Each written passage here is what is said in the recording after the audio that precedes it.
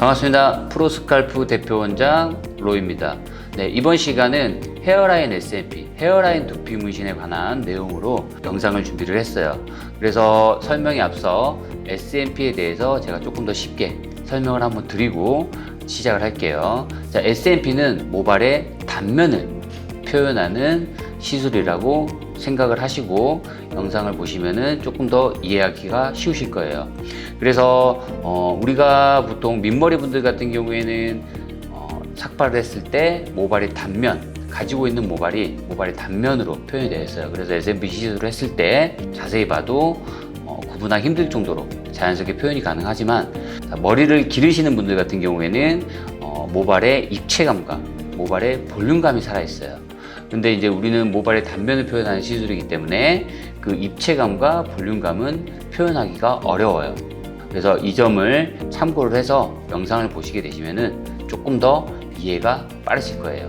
자, 그래서 첫 번째 사진을 보시게 되시면은 비포 애프터 사진이 있어요. 그래서 먼저 비포 사진을 보시게 되시면은 헤어라인을 가지고 계시지만 헤어라인의 밀도도 살짝 모자라는 듯하게 보이고, 그리고 모발이 조금 고른 느낌이라기보다는 좀 울퉁불퉁해 보이기도 하고, 이런 분들 같은 경우에는 본인이 가지고 있는 라인 안쪽으로 해서 전체적으로 고르게 SMP 시술을 진행됐고, 자, 애프터 사진을 보시게 되시면은 뭔가 라인이 좀 정돈된 느낌, 그리고 깔끔한 느낌으로 보이죠. 그리고 중간중간 숱이 부족해서 비어 보이는 부분들도 좀 채워져 보이고, 이런 식으로 본인이 가지고 있는 라인 안쪽으로 모발 사이사이에 SMP 시술이 진행되는 게 가장 자연스러운 헤어라인 시술이라고 보시면 되세요. 자, 우리가 치과를 가게 되면은 치아를 교정하시는 분들이 많죠. 자, 그런 분들 같은 경우는 치아를 교정하는 이유가 치아가 좀 삐뚤빼뚤하거나 아니면은 가지런하지 못하기 때문에, 그래서 치아 교정을 하시는 분들이 많으세요. 헤어라인도 좀 그거랑 비슷하다라고 생각하시면 되세요. 헤어라인 이마를 전체적으로 올렸을 때 헤어라인이 들쑥날쑥하고, 그리고 숱도 부족하고, 그리고 삐뚤빼뚤하다 보니까 이거를 조금 더 달걀형 느낌으로 고르게 교정한다라고 생각하시면 되세요. 그래서 두 번째 사진을 또 보시게 되시면은 이분도 조금 비슷한 여성분이라고 보시면 되세요.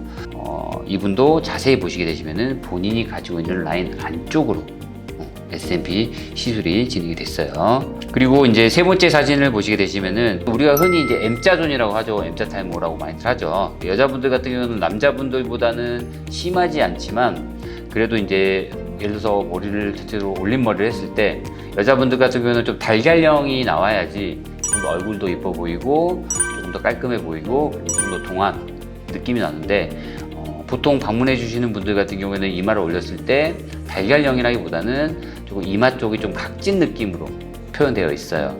그래서 그 각진 느낌을 조금 달걀형으로 만들고 싶어서 헤어라인을 문의하시는 분들이 많은데, 자, 이 경우 같은 경우에도 각진 부분을 조금 더 채워 넣으려고 할 때 본인이 가지고 있는 잔머리라든지 이런 머리카락이 남아있지 않으면은 SMP 시술을 진행했을 때 부자연스러운 결과를 초래할 수 있어요. 그래서 어쨌거나 본인의 잔머리라든지 아니면은 어느 정도의 모발을 가지고 있는 상태에서 거기를 채워 넣어서 조금 더 자연스럽게 표현을 해야 되고, 비포 사진을 자세히 보시게 되시면은 본인의 잔머리가 좀 남아 있으세요.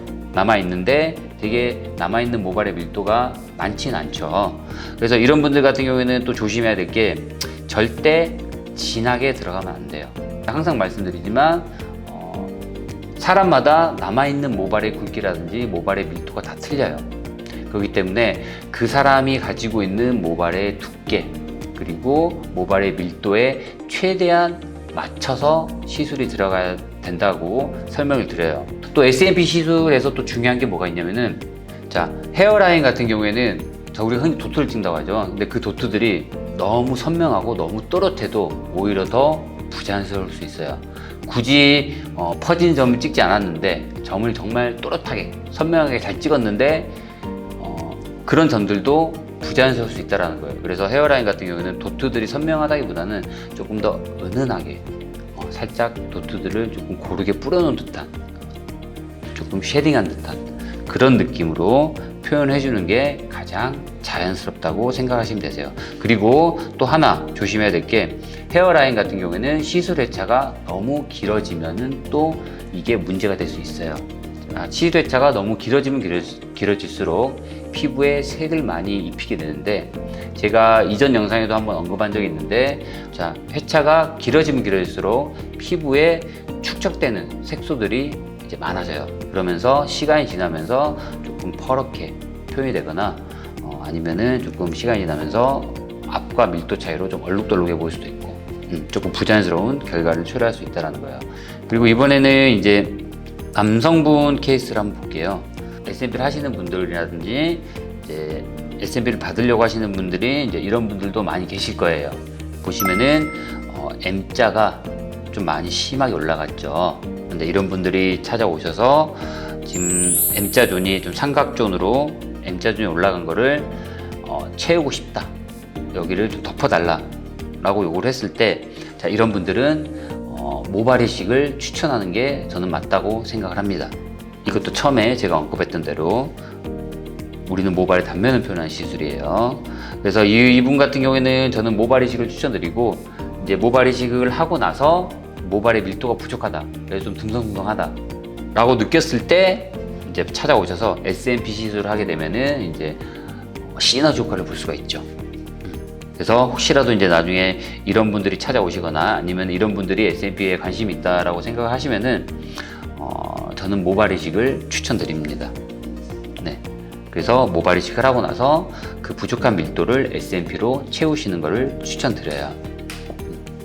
자, 그리고 특히 이제 헤어라인 같은 경우에는 우리 미세한 혈관들이 집중되어 있는 얼굴과 가까운 부위이기 때문에 다른 부위에 비해 조금 더 통증을 좀 더 잘 느낄 수도 있고, 그리고 깊이나 압 조절에서 조금만 실패를 해도 색소들이 피부 안에서 잘 퍼지기가 쉬워요. 그래서 헤어라인 시술을 할 때는 조금 더 섬세하게, 조금 더 집중해서 조금 더 미세한 도트들로 좀 고르게 밸런스 맞게 시술을 해주는 게 가장 좋은 시술이라고 설명을 드릴 수 있을 것 같아요. 그래서 이제 종합해 보자면 S&P는 모발의 단면을 표현하는 시술이기 때문에 본인이 가지고 있는 모발 사이사이에 부족한 밀도, 그리고 고르지 못한 라인을 조금 더 깔끔하게 교정해주는 정도까지가 가장 베스트 S&P 헤어라인 시술이라고 생각하시고, S&P 헤어라인을 받으려고 하시는 분들 같은 경우는 이 점을 명심해서 좋은 곳을 선택하셔서 받으시면 되시고, S&P 시술을 하시는 분들 같은 경우에도 이거를 잘 유념해서 고객분들의 조금 더 만족스러운 결과로 시술을 해주시면 되십니다. 네. 오늘 시청해 주셔서 감사하고요. 네. 다음번에는 조금 더 좋은 내용으로 또 찾아뵐게요. 네. 감사합니다.